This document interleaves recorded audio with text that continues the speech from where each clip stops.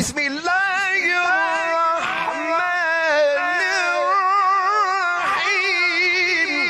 بسم اللہ الرحمن الرحیم۔ السلام علیکم ورحمۃ اللہ وبرکاتہ۔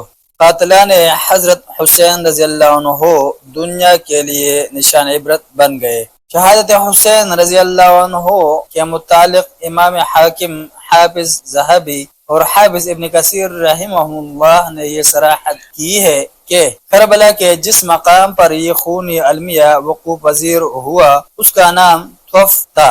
کوئی شک نہیں کہ حضرت حسین رضی اللہ عنہ کی شہادت اللہ اور اس کے رسول صلی اللہ علیہ وسلم کی معصیت ہے، یعنی نافرمانی ہے۔ اس سنگین گناہ میں وہ تمام لوگ آلودہ ہیں جنہوں نے آپ کو اپنے ہاتھوں سے قتل کیا یا قتل میں مدد دی یا قتل کو پسند کیا۔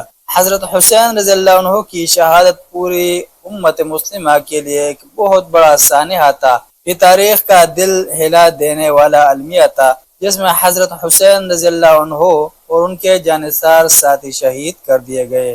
جن لوگوں نے یہ ظلم کیا ان کے نصیب میں ذلت اور رسوائی لکھی گئی۔ انہیں دنیا میں ہی فوراً اور نہایت بھیانک طریقے سے سزا ملی۔ مختار ثقفی اور اس کے ہم نواؤں نے اللہ کی قہری قدرت کا کردار ادا کیا اور ان سب کو صفحہ ہستی سے مٹا دیا۔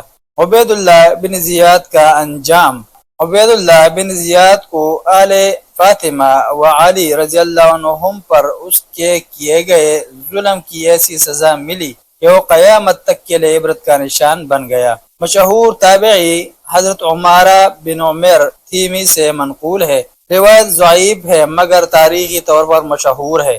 جب عبید اللہ اور اس کے ساتھیوں کے سر قتل کے بعد کوفہ لائے گئے تو انہیں رہبہ نامی محلے کی ایک مسجد میں ایک دوسرے کے اوپر رکھ دیا گیا۔ عمارہ فرماتے ہیں میں وہاں گیا تو لوگ کہہ رہے تھے او آیا او آیا، اتنے میں ایک سانپ نمودار ہوا اور سروں کے درمیان گھس گیا۔ پھر وہ عبید اللہ بن زیاد کے نتنوں سے اس کے سر میں گھس گیا، کچھ دیر بعد باہر نکلا اور غائب ہو گیا۔ پھر دوبارہ آیا اور یہی عمل 2 یا 3 بار دہرایا۔ خلاصہ اور عبرت: اللہ کے رسول صلی اللہ علیہ وسلم کی آل پاک پر ظلم کرنے والوں کو اللہ تعالیٰ نے ایسی موت دی جو قیامت تک کے لیے عبرت بن گئی۔ وَسَيَعْلَمُ الَّذِينَ ظَلَمُوا أَيَّ مُنقَلَبٍ يَنقَلِبُونَ، اور ظالموں کو جلد معلوم ہو جائے گا کہ وہ کس انجام کو پلٹنے والے ہیں۔ ملتے ہیں ایک نئے ایپیسوڈ کے ساتھ۔ جزاکم اللہ خیرا۔